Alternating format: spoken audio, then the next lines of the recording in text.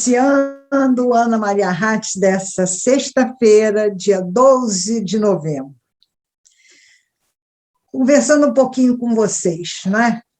4 anos após a abertura daquela cratera enorme ali no contorno, na BR-40, a Justiça determinou que a Concer teria que indenizar aquelas vítimas.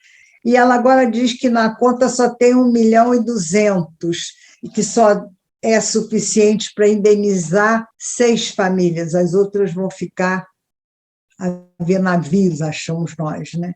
São 32 famílias que, se não me engano, que tiveram que ser desalojadas e largar as suas casas. Até hoje não tem nenhuma resposta sobre isso.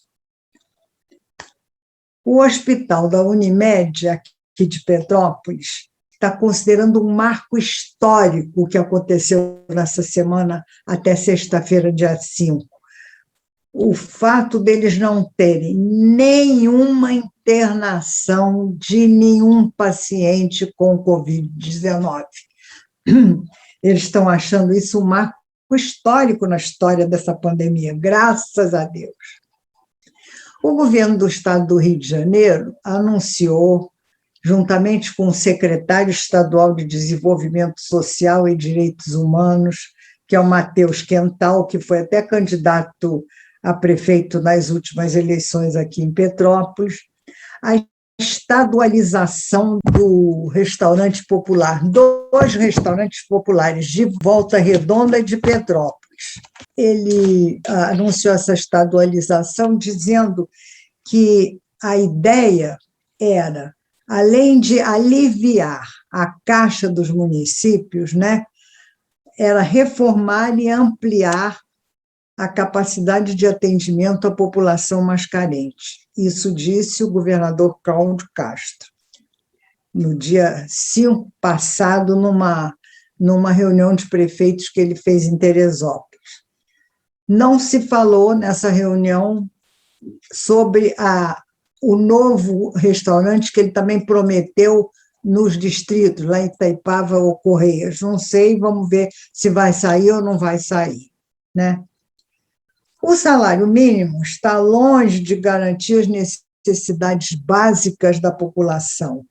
É o que mostra uma pesquisa que é divulgada pelo DIEESE, que é o Departamento Intersindical de Estatística e Estudo Socioeconômico. O custo médio de uma cesta básica aumentou em 16 cidades brasileiras. Só diminuiu numa cidade, no Recife, não sei por quê, que diminuiu 0,85%. No Rio, o aumento foi de 4,79% a cesta básica, no estado do Rio de Janeiro. Com base na cesta básica mais cara que foi encontrada nessa pesquisa, que foi em Florianópolis, em outubro, o DIEESE estimou que o salário mínimo necessário para a aquisição dos produtos básicos que compõem essa cesta deveria ser equivalente a 5.657,66 centavos. Isso quer dizer 5,14 vezes o piso atual do salário mínimo. Olha que absurdo. A Anatel, a Agência Nacional de Telecomunicações, encerrou na sexta-feira passada, também, dia 5, o leilão das franquias para a instalação da 5ª geração da internet, a 5G, a ser instalada no Brasil. Então, a Claro, a Vivo e a TIM foram aquelas companhias que arremataram maiores lotes e se credenciaram com maior potencial nesse leilão. Mas também mais 6 empresas novas se habilitaram, né, e ganharam. Vamos ver o que vai acontecer daí. Em Petrópolis, os especialistas dizem que a nova tecnologia, que no Brasil inteiro deve ser, se tudo correr bem, instalada em 2022, aqui em Petrópolis não será antes de 2023. Isso porque a topografia petropolitana, com as suas montanhas e vales, impede a instalação das antenas, né? Esse relevo acidentado do solo prejudica muito, né? As antenas e até a retransmissão ou a captação do sinal por essas antenas que vão ser instaladas aqui. Vamos levar em consideração também que há uma determinação ou uma divulgação através do compromisso do governo federal de que essa 5G, através das novas tecnologias, será implantada em todas as escolas públicas de educação básica do país. Ah, meu Deus, vamos ver se isso é verdade ou não. Mas é uma das exigências do edital, né? Eu acho tudo uma maravilha se acontecer. Acho que a internet 4G aqui em Petrópolis é péssima. Vamos ver se a 5G já virá com outra potência e outra capacidade, não sei, né? No último programa da semana passada, com a Márcia de Almeida, a respeito da Casa da Morte, ela ficou de nos mandar o endereço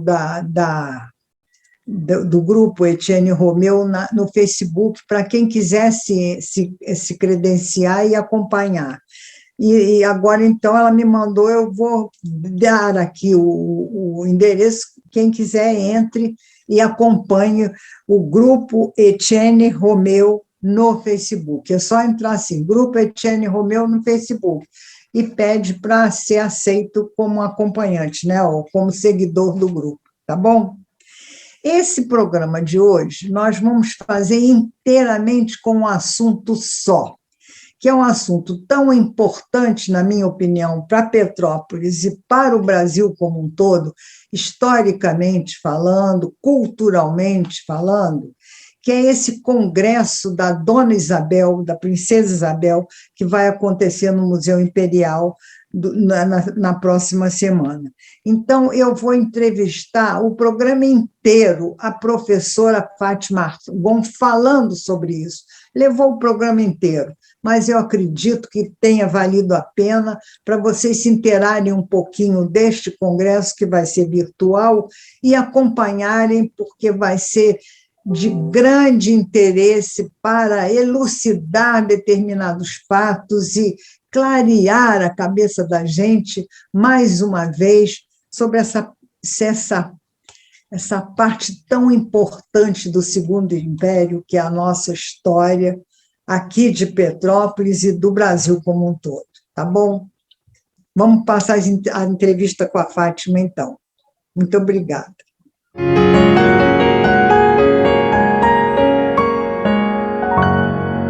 Vamos começar agora a conversar com a professora Fátima Argon, que é presidente do Instituto Histórico de Petrópolis e vice-presidente da Academia Petropolitana de Letras. Nós vamos conversar agora com a Fátima sobre um congresso comemorativo de 175 anos de nascimento e centenário da morte da princesa Isabel Cristina, princesa do Brasil. Esse congresso, a Fátima está ajudando a organizar, e ela está na mesa de abertura, vai dar a primeira conferência. A Fátima vai brilhar nesse congresso aí. Então, eu quero que ela nos conte tudo sobre a montagem do congresso. Fátima, você tem o tempo que você precisar. Se o tempo acabar, a gente recomeça de novo, porque eu quero assim, uns 30 minutos de você falando desse congresso, tá bom? E depois eu quero te perguntar algumas coisas que me pediram para te perguntar sobre a vida das princesas, tá bom? Tá bom, Ana. Bem, boa tarde. Quero agradecer mais uma vez o convite, dizer que é sempre um prazer imenso estar junto de vocês aí nesse programa tão instrutivo, né?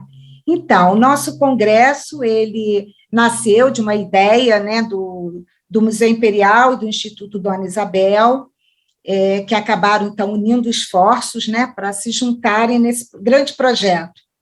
E, graças a Deus, o nosso Instituto Histórico de Petrópolis foi lembrado para também dar sua contribuição, uma vez que a princesa Dona Isabel, nós sabemos, teve uma forte ligação com a cidade de Petrópolis, Com né? certeza. Alguns biógrafos chegam a dizer que ela era carioca de nascimento e petropolitana de coração. Então, assim, o Instituto Histórico ficou extremamente honrado de ser lembrado por essas duas instituições para fazer parte do evento. Bem, nós iniciamos, então, alguns meses atrás, a ideia de como nós pensaríamos esse congresso, né? Então, nossa ideia é, sim, focar na figura da Dona Isabel, mas também em todos os assuntos que estão ligados, que ela está envolvida, né? Então, vamos falar de abolicionismo, quer dizer, uma discussão também do papel da Dona Isabel neste processo. Alguns historiadores consideram que foi realmente um papel não tão expressivo, outros consideram que foi expressivo. Enfim, isso é importante também, esse diálogo entre todos os profissionais da área de história e de outras áreas afins, para se discutir e pensar essa história do período imperial. Então, a curadoria é da historiadora Alessandra Fraguas, né, que hoje está no Museu Imperial, né, onde também foi minha casa por 38 anos. A Alessandra tem a sua formação em História, Ana, também em Ciências Sociais. O professor Leandro Garcia, que é o presidente da Academia Petropolitana de Letras, pós-doutor em Crítica Literária, enfim. Então, os dois vão também vão falar também, né, vão ser também palestrantes desse congresso, falando sobre correspondência de Dona Isabel com a Dona Maria Francisca, enfim. E temos, por último, também, não menos importante, o nosso colega, o historiador e advogado, o professor Bruno Antunes de Cerqueira. Então, a ideia, justamente, era focar, claro, nessa efeméride, vamos dizer assim, dos 175 anos de nascimento e do centenário de morte da Dona Isabel, que afinal foi a primeira, né, que foi regente que foi regente desse país por 3 vezes, não é? Em 71, 72, depois 76, 77 e 1887, 88. Então, uma figura importante dentro da nossa história, né, do Brasil Império. Então, nós estávamos com essa ideia de trazer para discutir neste congresso não só a história de vida da Isabel, mas também, sim, discutir questões mais amplas em relação ao próprio Império, né?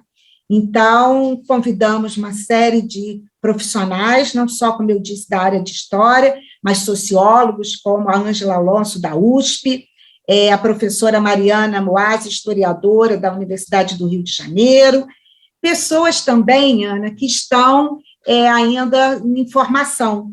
Então, nós temos mestrandos, doutorandos, e há e muito em particular, que eu gostaria de falar aqui para você, que é o professor que se formou agora em História pela Universidade Católica de Petrópolis, o Lucas Ventura, um menino ainda em idade, mas um menino ilustre, e ele tem apenas 22 aninhos, mas ele está fazendo um trabalho já mestrado agora pela UERJ, um trabalho interessantíssimo sobre a questão dos escravos na cidade de Petrópolis. Ah, então, que ótimo!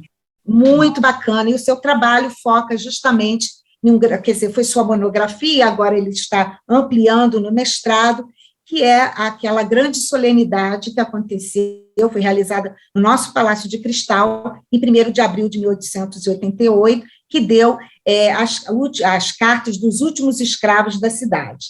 Então, você vê que há uma série, assim, é muito múltiplo, e são vários olhares, às vezes, sobre o mesmo tema, o que eu acho que é salutar para se discutir essas questões, não é?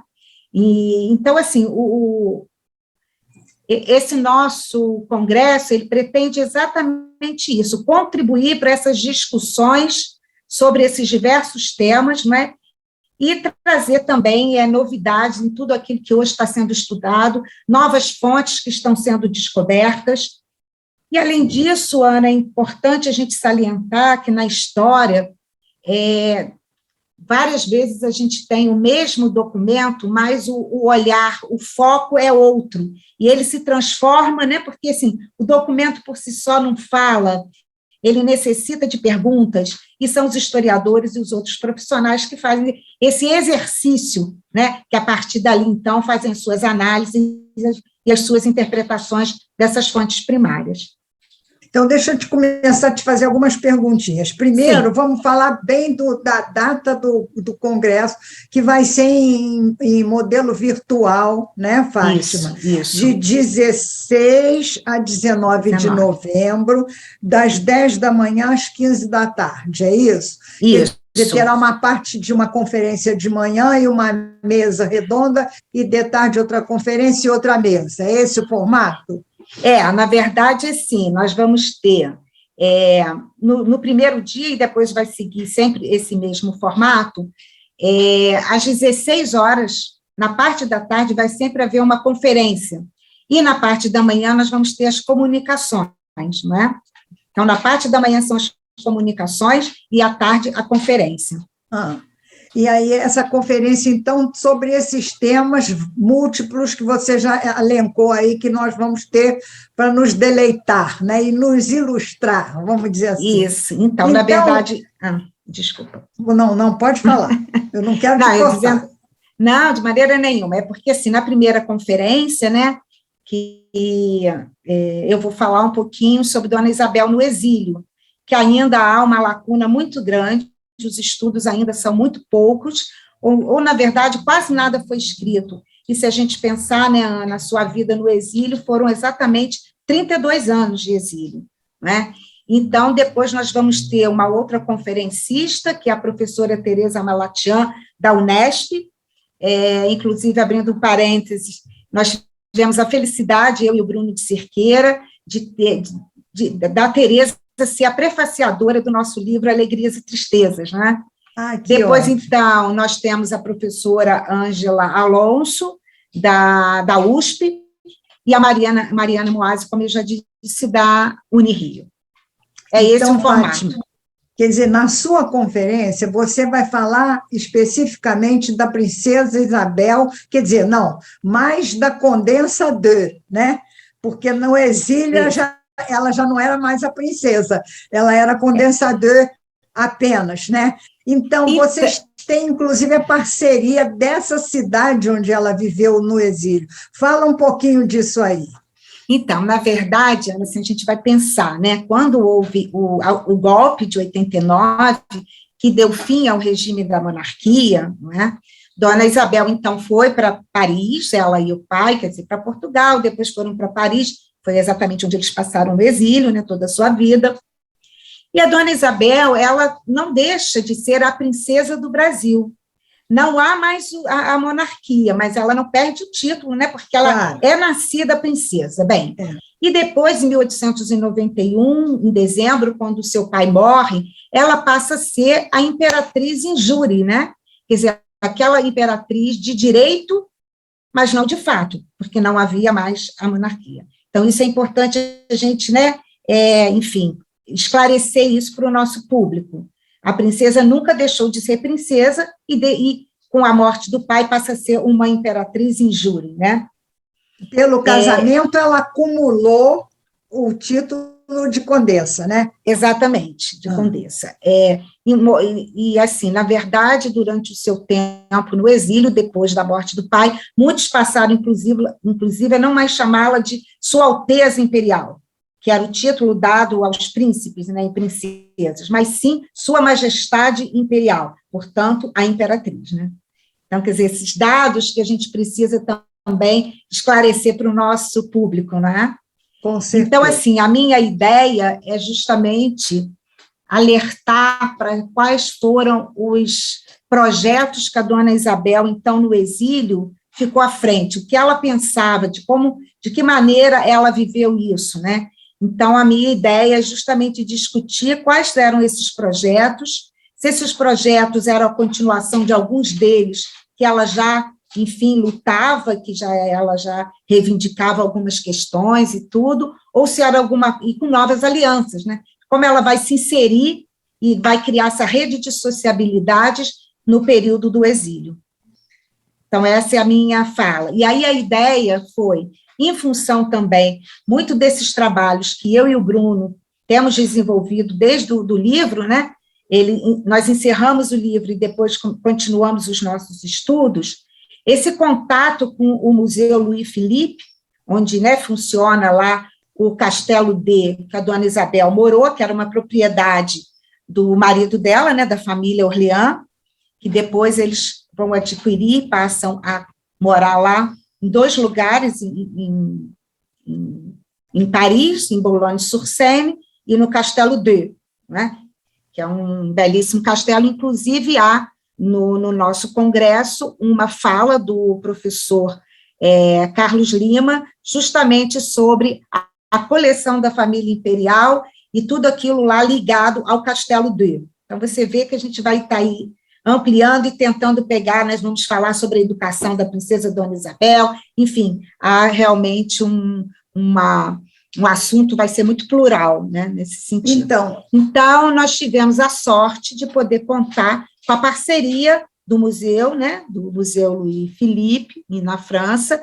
O próprio prefeito de vai também participar, dar uma palavrinha institucional. É importante estreitar, Ana, esses laços entre o Brasil e a França, certeza. Não é? Especialmente, aqui eu vou falar especialmente da figura da princesa Dona Isabel, porque muita documentação relativa ao Brasil se encontra nos arquivos da França. Então, também há o Carlos Lima, por exemplo, esse que vai falar do Castelo D, esteve em Paris durante um tempo desenvolvendo as suas pesquisas. Então, há muito ainda que se descobrir e se estudar sobre a família imperial nos acervos franceses, né? Isso é fundamental, essa parceria que está sendo de forma, assim, muito feliz, estabelecida com esse congresso, né? Entre as instituições brasileiras e a instituição francesa.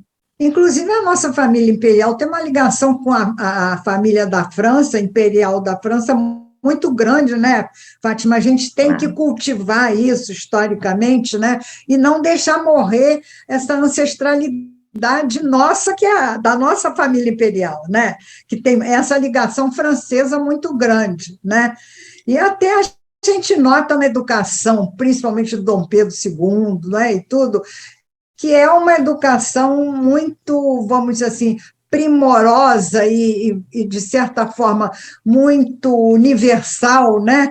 Por causa dessa formação toda que a família teve, né? E aí você diz que vai falar um pouquinho da educação da Dona Isabel, entra essa figura que hoje está sendo mais do que questionada e debatida e, vamos dizer em bom português, fofocada nessa novela da Globo aí, Tempos do Imperador, né, que é a Condessa de Barral. A Condessa de Barral, vocês vão tocar alguma coisa da educação da princesa nesse sentido, de que ela teve como preceptora a Condessa de Barral apenas, ou a Condessa exerceu um papel mais íntimo na vida dos nossos monarcas aí? Como é que foi isso?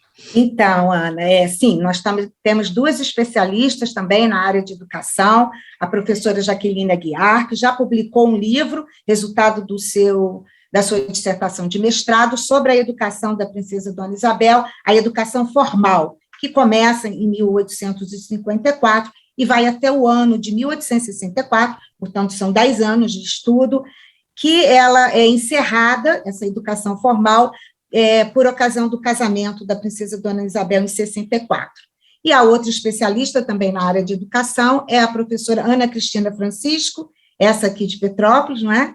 Nossa colega aqui, petropolitana, ela também mestrado exatamente na figura da preceptora Condessa de Barral, não é? Então, nós vamos também tratar dessas questões. A Condessa de Barral, ela tem um papel decisivo na formação intelectual da princesa Dona Isabel. Porque além dela princesas, né? Das 2 princesas. Exatamente, das 2 princesas, Dona Leopoldina e a Dona Isabel. Ela, primeiro, assim, a Condessa de Barral, ela era uma mulher muito culta, baiana, que viveu na França. Então, quando ela veio para o Brasil por várias razões, né, por causa do pai, aquilo tudo que ela veio para a Bahia, ela depois, então, vai ser contratada para ser preceptora. Então, ela vai ter uma relação íntima com a família imperial, não é? Com claro, com as suas pupilas, né? Ela vai ser a preceptora na verdade, da futura imperatriz e também da co-herdeira, que era Dona Leopoldina, porque a gente tem que lembrar, tudo a gente tem que contextualizar. Se Dona Isabel morresse, quem ia assumir o seu lugar, né, seria, então, a sua irmã, a Dona Leopoldina. Caso ainda não houvesse filhos, homens, da princesa Dona Isabel, porque a gente sabe que o homem, ele tinha esse privilégio, né, Ana? A Constituição amparava que a mulher, quer dizer, a própria história da Dona Isabel, né, ela só vai ser a herdeira do pai, porque os dois irmãos homens, tanto o mais velho do que ela e o mais novo, falecem. Então, você vê que, né, era já aí o papel da mulher relegado a um segundo plano pela própria Constituição imperial. Bem, então, ela vai ter, sim, uma coisa muito importante em relação, porque ela não só era aquela que supervisionava todos os vários mestres, né, que eram pessoas escolhidas a dedo, com grande potencial, com expressão nas suas diversas áreas de conhecimento. Então, elas vão ter pessoas realmente assim, super preparadas nas diversas disciplinas. Ela não é só essa supervisora, como ela também é uma professora delas de francês, de várias disciplinas.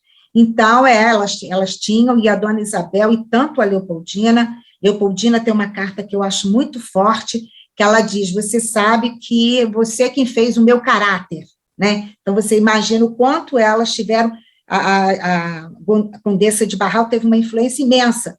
Inclusive, foi ela, Ana, quem deu, assim, as primeiras notícias, vamos dizer, das mulheres, ou seja, foi ela que deu aquela... Lógico que a gente tem que pensar que isso não era como hoje, mas foi ela que explicou de uma forma muito, assim, vamos dizer, en passant, a questão da menstruação da mulher, não é? Então, há umas cartas deliciosas da princesa Leopoldina, que ela diz para a irmã, né? Você lembra, Isabel, da besteira que nos falavam, que as crianças vinham por um paquete, né? Em vez de ser pela cegonha, era pelo paquete, né? Então, você vê o quanto isso era difícil, essas questões do sexo não eram livres. A gente tem que pensar o tempo todo dessas pessoas que nós estamos falando, daquele tempo que elas viveram, dentro do seu tempo, não temos como deslocar, não é? Esse deslocamento cria uma série de, vamos dizer assim, de equívocos, e isso é perigoso, né? Quanto à Condessa de Barral, como você está falando, eu confesso a você que eu assisti apenas os 5 primeiros capítulos da novela. E esse pedido foi de um jornalista que eu fizesse uma pequena nota sobre a novela. Então, eu assisti os 5 primeiros capítulos e fiz uma pequena nota. O que eu ali destaquei, e continuo com essa mesma ideia, é de que as novelas, né, elas não têm um comprometimento no sentido assim, elas não são a história, né? Não, elas não estão dentro da academia. É uma narrativa literária, elas servem como entretenimento, mas eu acho que deve ser observado algumas questões que são fundamentais, não é? Na medida que a novela trata de personagens reais, é preciso, aí sim, ter cuidado e preservar aquilo que é real, quer dizer, aquilo que nós conhecemos, que são através de documentos históricos e tudo. Fatos são fatos, não é? Então, por exemplo, eu me lembro, nesses 5 primeiros capítulos, que eu vi uma parte muito, que eu achei até engraçado, mas passa uma ideia muito diferente da sociedade. Era um momento que a Leopoldina e a Dona Isabel estavam com uma das suas damas, provavelmente ali na Rua do Ouvidor, e a Leopoldina sai correndo e a dama começa a gritar, Dina, Dina, Dina. E eu achei curioso, porque jamais uma dama chamaria, não só a dama, mas todos os professores, as criadas do palácio, todas as chamavam pelo título, Dona. Então, Dona Isabel, Dona Leopoldina, mesmo na infância. Por que isso, Ana? Porque era uma sociedade muito hierarquizada, uma sociedade cheia de protocolos. Então, não havia esse tipo de abertura para essa intimidade, não é? Então, assim, a gente precisa sempre colocar essas questões para as pessoas começarem a entender. Então, assim, por exemplo, uma cena que me incomodou muito, que foi, me parece que no primeiro capítulo, o encontro do Solano Lopes com Dom Pedro II. Na verdade, isso nunca aconteceu. Então, quer dizer, esse tipo de coisa, eu acho que a novela tem que ter uma responsabilidade, sim, em relação a essas questões. Porque até confunde a cabeça das pessoas que têm pouco esclarecimento histórico, né, Fátima? Isso é que eu acho que presta um desserviço, se pretende entreter, não precisava fazer esse desserviço de confundir, né? Podia ser mais, não digo assim, fidedigna, mas pelo menos seguir uma linha de veracidade histórica possível, né? Então, exatamente. Eu acho assim, eles poderiam criar isso, porque, claro, a novela tem todo um apelo em várias questões e tudo, então ele criasse um determinado personagem para tratar daquilo especificamente, não é? Mas na medida que ele põe, por exemplo, uma das cenas que eu vi, que conversando com a Ana Cristina, que é especialista na Condessa de Barral, enfim, fez o seu doutorado, né? E estuda, enfim, vai agora publicar o livro. Era o marido da Condessa de Barral, sendo assim um pouco, olhando para a empregada de um modo mais uma coisa muito que, de onde se tirou isso? Isso tem algum registro? Isso se leva, porque isso cria, Ana, se a gente pensar, ainda existe aqui no Brasil, né, pessoas que são descendentes da família da Barral, quer dizer, a gente tem que ter esse compromisso também em respeito à memória do outro, não é? Claro.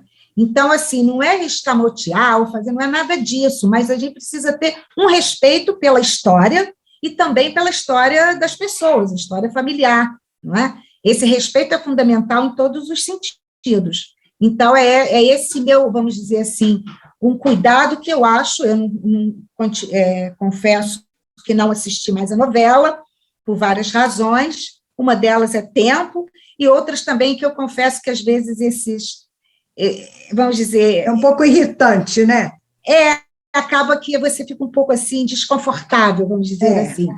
Mas eu acho que a novela também, de certa maneira, a gente tem que falar do ponto positivo também, ela vai democratizar, ou vai despertar, pelo menos, é isso que eu espero, Ana, que ela desperte o interesse das pessoas pela própria história do seu país, porque isso dá para nós um sentimento, né, assim, de pertencimento, de valorizar aquilo que é nosso, da nossa história, e aí a pessoa procurar os documentos não digo, né, mas os livros sérios, que possam esclarecer as suas dúvidas, enfim, vamos dizer assim, limpar um pouco esse universo que foi criado pela novela, não é?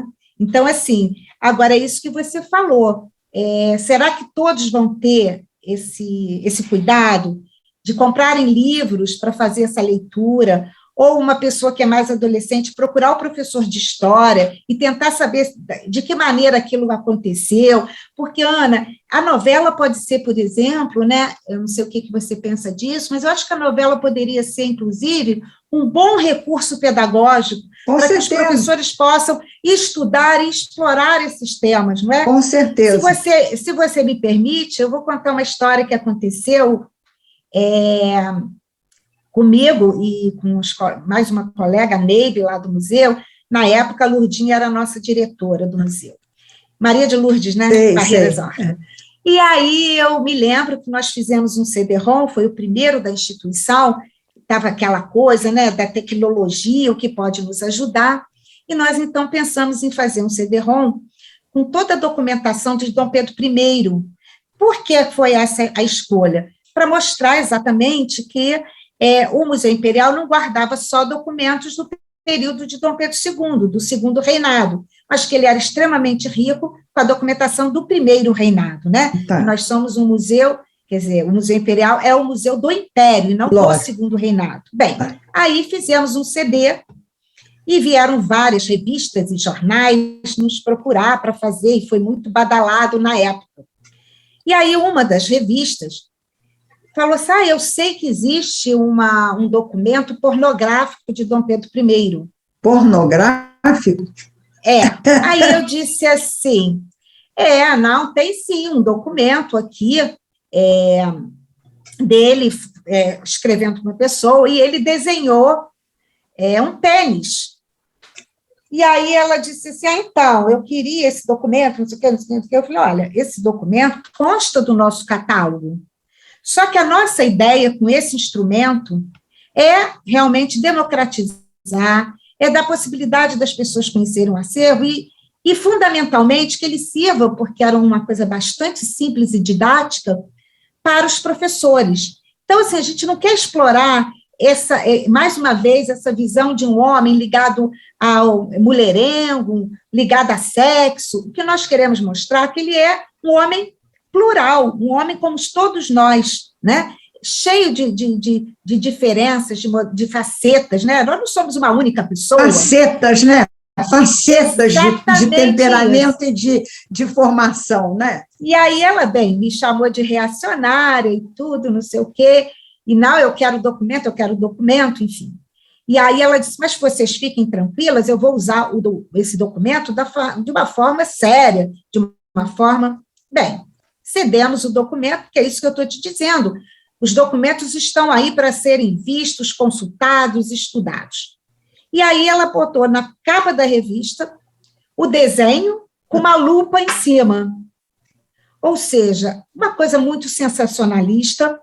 Então, eu acho que isso tudo a gente tem que ter cuidados, claro. Sabe? Porque o nosso trabalho é um trabalho de historiadores, é um trabalho sério, mesmo que eles sejam divergentes, não é? Porque há vários historiadores que tratam um determinado tema que ele vê de uma maneira e eu vejo, por exemplo, de outra, mas está tudo baseado em documentos, em interpretações, nas técnicas, enfim. Agora, esse sensacionalismo, isso eu sou sempre contra. Então, eu não sei como vem aí a novela, como ela tem processado tudo isso, mas eu espero que eles tenham um cuidado em relação a essas questões aqui que a gente está discutindo. Quanto a Condessa de Barral ser amante ou não ser, não é? Essa polêmica aí que se cria, há cartas, sim, Ana, que nos levam a pensar que poderia haver uma relação mais íntima.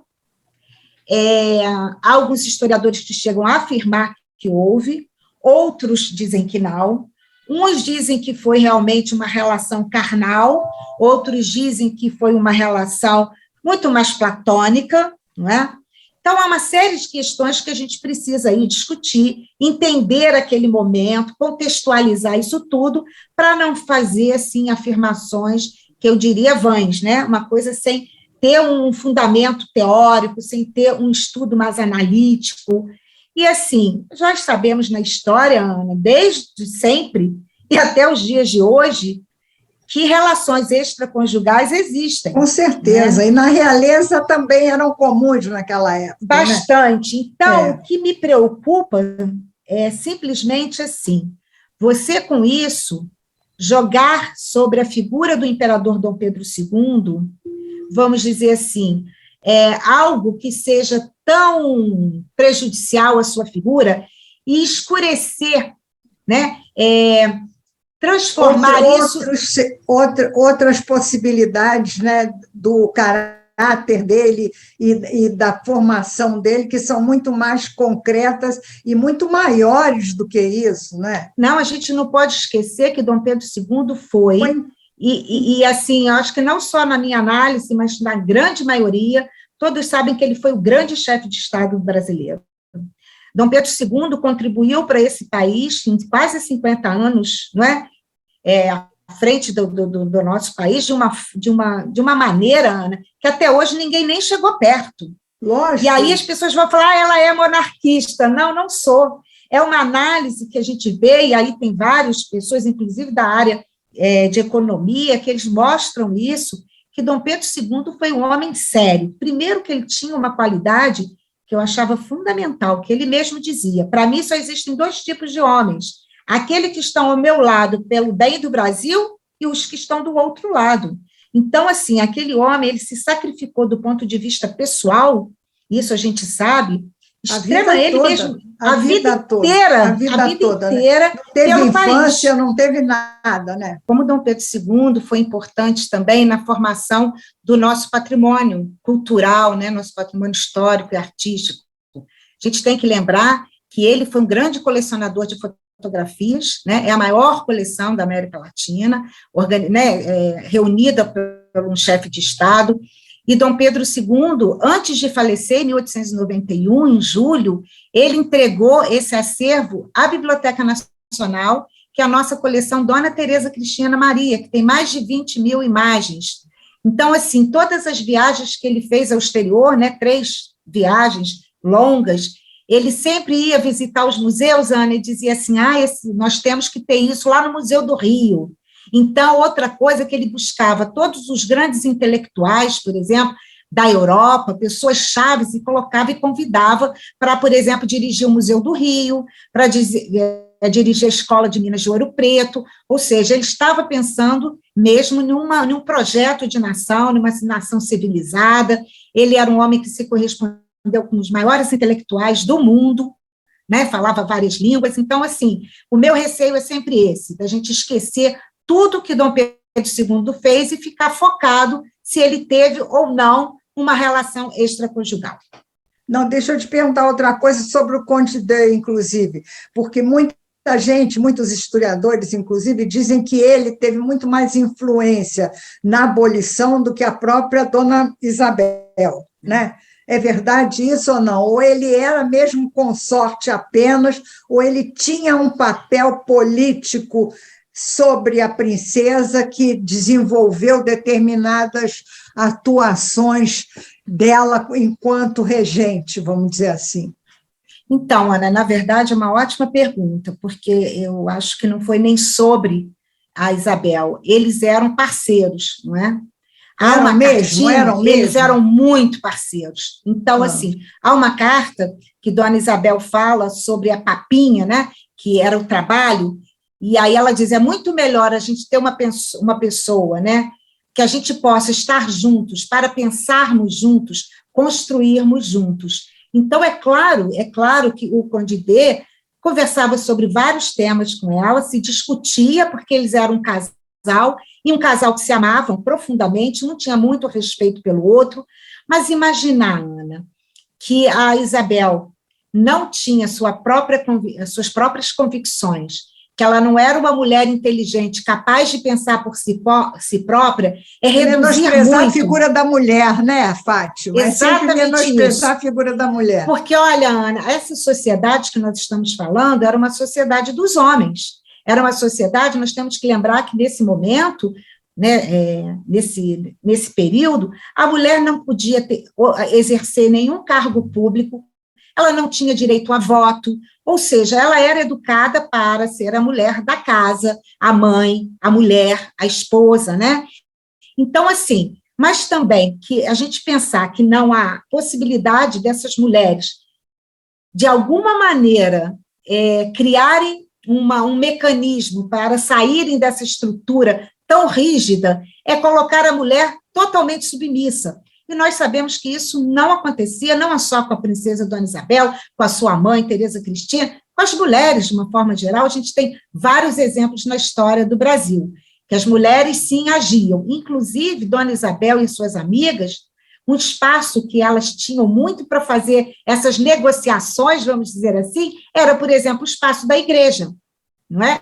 Que era permitido a elas. Então, nesse espaço, elas confabulavam, porque você imagina, essas mulheres da sociedade, né, que a Isabel era a grande representante, os maridos eram os governantes do país.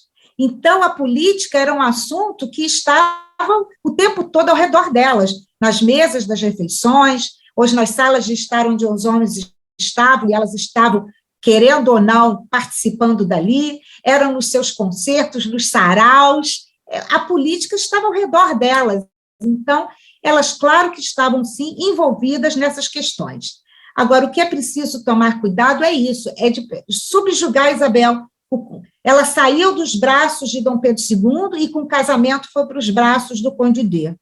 Não, é claro que eles também eram homens do seu tempo, havia também reservas em relação ao papel da mulher, claro que isso não era assim, não era tão fácil, mas não podemos fazer isso, reduzir o papel da Dona Isabel e achar que era o Conde de o grande pensador de tudo, né? Então, isso eu acho que é preciso esclarecer logo. Dona Isabel tinha um pulso forte, era muito mandona, extremamente mandona, e há uma passagem, rapidamente, assim, da mãe dela, que a dona Leopoldina diz assim, mamãe, ela só faz tudo do jeito que ela quer, mesmo que a Bíblia diga, né, que a mulher precisa obedecer ao marido. Então, quer dizer, só por essa frase, você já percebe como havia, né? Essa rebeldia natural, né, da mulher que já não queria mais ser só submissa, não é isso? E tem uma passagem também que Dom Pedro II dá um beijo na Rainha Vitória, na Inglaterra, e a Dona Isabel faz uma cartinha falando disso, não sei o quê, diz, eu sei que foi só um beijo, vamos dizer, oficial e tudo, mas aí ela vai e acaba reivindicando uma certa liberdade para a Dona Teresa Cristina, para a imperatriz, né, mãe dela, que não podia visitá-la sozinha, porque a gente também tem que ver isso, as mulheres não podiam circular pelas ruas sozinha, porque eram consideradas, entre aspas, madame, né? Então, havia a gente tem que entender essa sociedade e contextualizar tudo isso para não fazer uma análise precipitada, né? Entender o ambiente do momento, né? Você tem que se transportar para aquele século, para aqueles costumes, para aquelas ideias, e assumir um papel de uma pessoa daquela época dentro daquele contexto, né? Com todas as limitações que existiam naquele tempo. Hoje, com esse negócio de internet e tudo, olha a limitação, né? Como é que com certeza. Luz de vela para escrever, pena de molhar, né? As correspondências com lacre. Imagina, gente, onde é que a gente... Tudo isso aí, elas escreviam Elas escreviam, Ana, assim... Às vezes chegava a ter 40, 50 cartas por dia, porque era o único meio de comunicação, né? Bem lá no meados do século XIX. Tudo isso a gente tem que realmente levar em conta para poder estudar e ver o papel de determinadas pessoas nesse período, né? Fátima, eu sinto muito, mas eu vou ter que terminar nosso papo, porque senão vai extrapolar o tempo do programa. Então, vamos lá.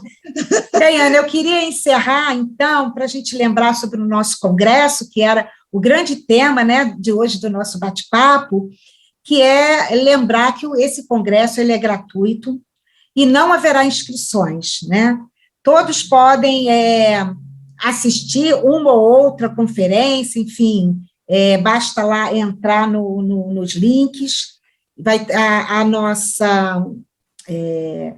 se você quiser, por exemplo, um certificado de participação, isso você deve informar a organização, né, do evento, e depois, então, se você tiver 75% de presença, aí você sim tem direito a esse certificado. Isso é importante porque, às vezes, pode haver estudantes universitários, mestrandos, enfim, que necessitam disso, né, para provar, enfim, ter os diplomas. A carga horária vai ser no total, então, de 20 horas para obter esse certificado, mas lembrando sempre que é necessário ter 75% de presença. E tudo isso a gente vai poder atestar através de um link que vai ser disponibilizado durante a nossa transmissão no chat. Então, a pessoa que tiver interesse, ela manifesta esse interesse, e aí vai ser disponibilizado um link para cada sessão do evento, tanto na parte da manhã, quanto na parte da tarde. Então, qualquer pessoa pode assistir uma ou outra conferência, não precisa assistir totalmente o congresso inteiro, não é isso? Isso, exatamente. Então, e aí, minha filha...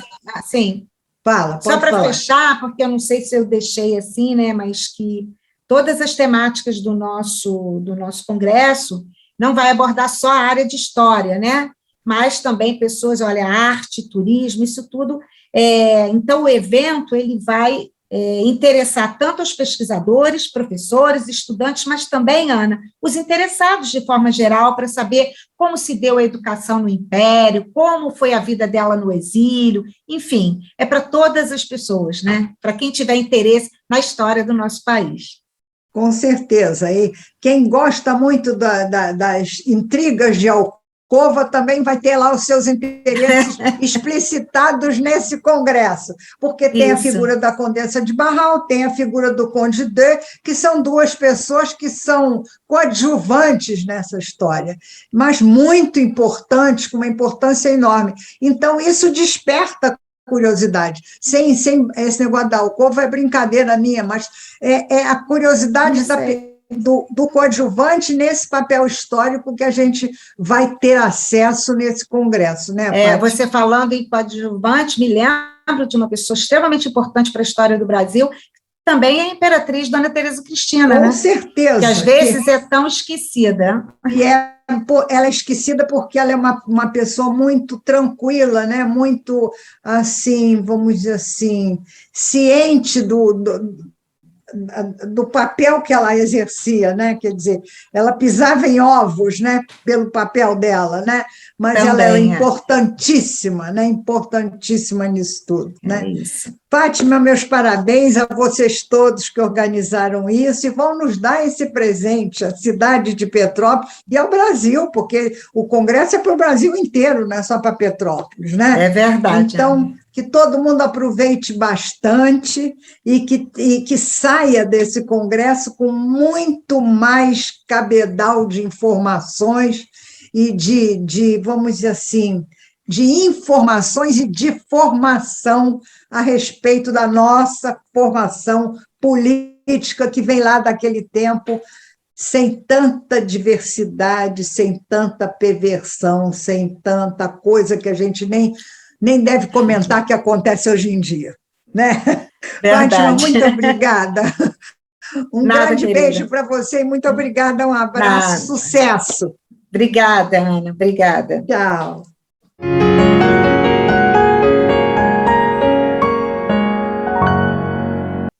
Gente, depois de falar desse congresso, acho que assim, o espírito histórico e cívico da gente fica tão acirrado que eu queria terminar o programa apresentando o Fábio Lima ao violão, tocando o hino nacional brasileiro, que é uma beleza, e acho que é um bom arremate para o programa dessa semana. Até a próxima.